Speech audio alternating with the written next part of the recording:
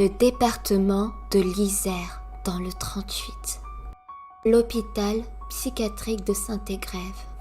Construit en 1816, de base, l'hôpital psychiatrique de Saint-Égrève fut dans un premier temps un couvent du nom de Saint-Robert, puis devient en 1912 une maison de correction, et ensuite une maison de refuge pour des personnes atteintes d'une maladie vénérienne et cutanée, plus connue sous le nom de MST, syphilis, sida et j'en passe.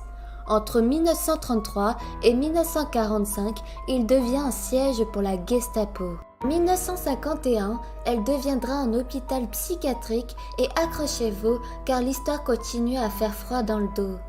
Elle fera l'objet de plusieurs trépanations barbares, qui veut dire technique de perçage qui consiste à pratiquer un trou en réalisant une découpe circulaire dans le crâne du patient.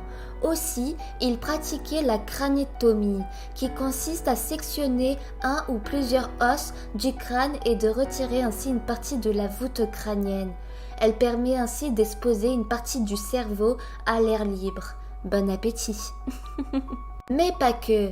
Il pratiquait aussi la lobotomie qui consistait à prendre un objet tranchant et à l'insérer dans le cerveau via l'œil ou le nez pour couper les chemins neuronaux. Et pour mettre la cerise sur le poulet, comme je dirais, il pratiquait aussi des opérations douteuses sur les patients. L'hôpital a dû fermer ses portes pour avoir causé la mort de plusieurs patients qui n'avaient pas lieu de subir ces expériences plus que barbares. Ajoute à tout ça tous les morts qu'il y a eu lorsque cette bâtisse était une maison de refuge pour les personnes atteintes d'MST. À l'époque, les moyens pour guérir quelqu'un étaient très compliqués, donc les gens mouraient. On dit que l'atmosphère est pénible et tellement oppressante qu'on n'y reste pas. Aujourd'hui, cette bâtisse a été rénovée et s'appelle dorénavant le Centre hospitalier des Alpes d'Isère Saint-Égrève. Nous partons dans le département du Haut-Rhin, dans le 68, pour apprendre l'histoire de la clinique du diable, de son vrai nom. Avant que cela ne soit une clinique, la clinique du diable était un hôtel de luxe construit par un Allemand avant la fin du 19e siècle. Un lieu magnifique construit sur une montagne, mais à la Première Guerre mondiale, il a été détruit. Mais en 1910, il décide de construire un sanatorium pour accueillir les malades de la tuberculose. Vous aurez compris, plusieurs personnes sont mortes dans ces lieux, des femmes, des hommes et surtout des enfants. En 1970, ce sanatorium s'est transformé en clinique qu'ils appelleront la clinique du diable. Il trône à l'entrée de la bâtisse une statue de diable. Le lieu fait froid dans le dos, et surtout quand on connaît son histoire.